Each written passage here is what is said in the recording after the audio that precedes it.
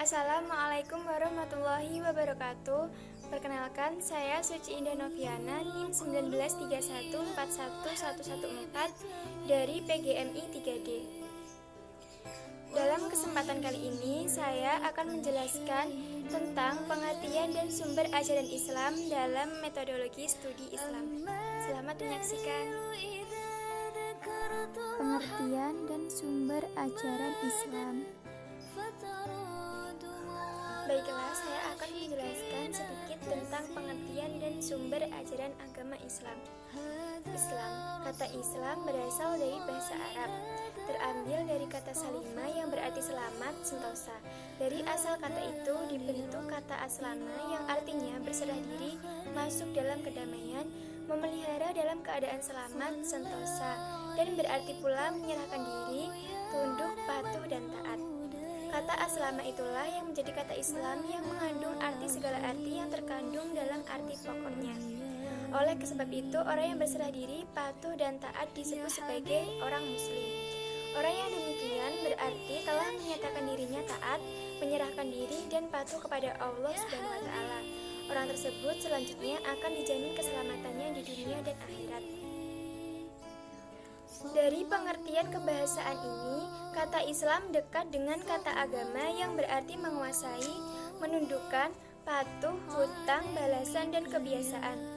Pengertian Islam demikian ini, menurut Maulana Muhammad Ali, dapat dipahami dari firman Allah SWT yang terdapat dalam surat Al-Baqarah ayat 202, yang artinya, "Hai orang-orang beriman, masuklah kamu ke dalam Islam secara keseluruhannya, dan janganlah kamu turuti langkah-langkah syaitan. Sesungguhnya syaitan itu musuh yang nyata bagimu." Sedangkan Islam menurut istilah atau Islam sebagai agama adalah agama yang ajaran-ajarannya diwahyukan Tuhan kepada masyarakat manusia melalui Nabi Muhammad SAW sebagai Rasul. Sementara itu, Maulana Muhammad Ali mengatakan bahwa Islam adalah agama perdamaian, dan dua ajaran pokoknya yang berupa keesaan Allah dan kesatuan atau persaudaraan umat manusia menjadi bukti nyata bahwa agama Islam selaras benar dengan namanya.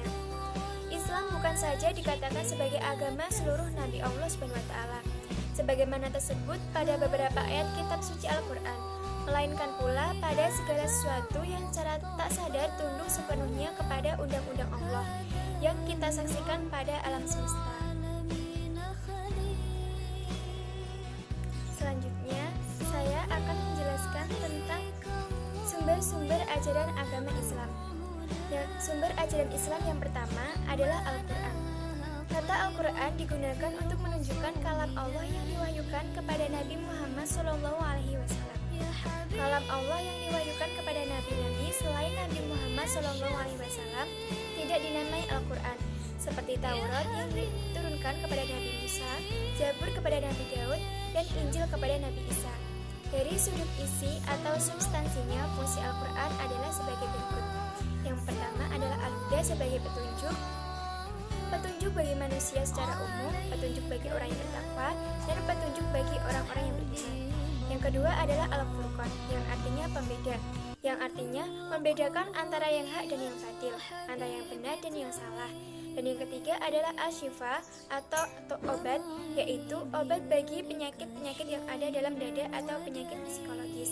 Yang keempat adalah Al-Mawaizah, yang itu berfungsi sebagai nasihat bagi orang yang bertakwa. Al-Quran juga sebagai firman Allah Subhanahu wa Ta'ala. Hakikat Al-Quran yaitu wahyu atau kalam Allah yang disampaikan kepada Nabi Muhammad SAW. Isinya penuh dengan ilmu yang terbebas dari keraguan, kecurangan, pertentangan, dan kejahilan. Al-Quran juga merupakan penjelmaan dari kebenaran, keseimbangan, pemikiran, dan karunia. Kedudukan Al-Quran sebagai firman Allah berdasarkan substansinya ini, Al-Quran bukanlah ciptaan Nabi Muhammad SAW, melainkan ia dipelihara oleh Allah yang mewahyukannya.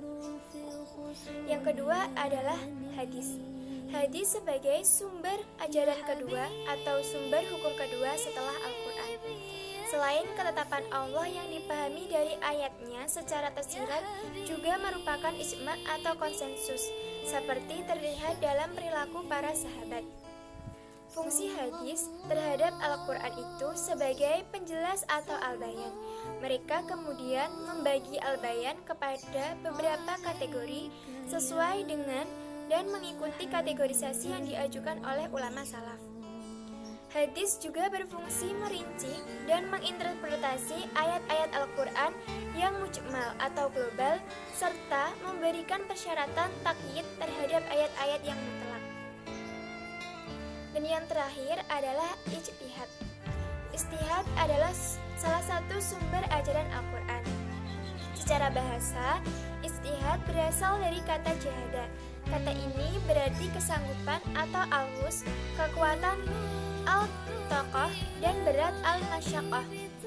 Ahmad bin Ali al-Muqri al-Fayumi menjelaskan bahwa ijtihad secara bahasa adalah pengetahuan kesanggupan atau kekuatan mujtahid dalam melakukan pencarian suatu upaya sampai kepada ujung yang ditujunya. Ijtihad juga terdapat dalam sabda Nabi yang artinya pada waktu sujud bersungguh-sungguhlah dalam berdoa atau fajtahidu fi al-du'a. Orang yang mampu melakukan ijtihad melalui cara istinbat atau mengeluarkan hukum dari sumber hukum syariat dan tatbiq atau penerapan hukum disebut dengan mujtahid. Adapun yang menjadi dasar hukum ijtihad ialah Al-Quran dan Al-Sunnah. Ada beberapa rukun ijtihad yaitu al-waqi', al-mujtahid, mujtahid fih, dan dalil syara' untuk menentukan suatu hukum bagi mujtahid fih.